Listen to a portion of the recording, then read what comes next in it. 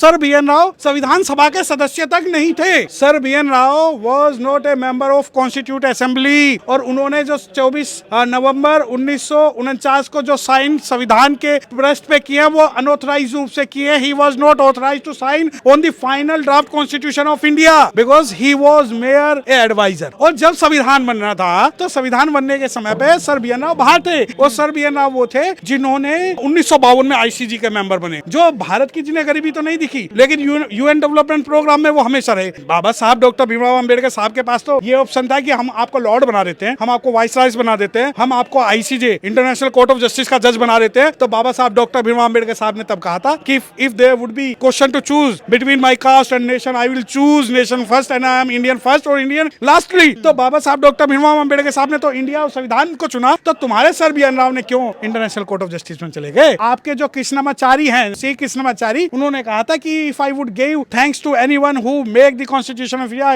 Then he would be only the Baba Saheb doctor Bhimrao Ambedkar. क्योंकि 7 member में से 2 कभी नहीं आए, 2 बाहर चले गए, 2 बीमार रहते थे। तो सारी जो जिम्मेदारी वो बाबा साहब डॉक्टर भीमराव अंबेडकर साहब पे आई। और बाबा साहब डॉक्टर भीमराव अंबेडकर साहब ने 2 साल 11 महीने 18 दिन में इनकी 5000 साल की जो व्यवस्था है वो बदल के संविधान बना के हमें दी। किस पिछवाड़े में घुस गई थी तुम्हारी मेरिट जो 70 साल बाद तुम्हें ये बात याद आई कि बाबा साहब ने नहीं, बी.एन. राव ने बनाया संविधान। अरे चलो, हम तो शेड्यूल कास्ट थे, हम तो अनपढ़ थे, हमारे आगे हंडिया पीछे झाड़ू थी, हमारे पास पढ़ने को किताब नहीं थी, टाट नहीं थी, स्कूल नहीं थे, कॉलेज नहीं थे। उसके बावजूद भी हमने 1990 में बाबा साहब डॉक्टर भीमराव अंबेडकर साहब को संविधान बनाने के लिए भारत रत्न दिलवा दिया। और तुम 70 साल बाद जाग रहे हो कि बी.एन. राव संविधान निर्माता थे।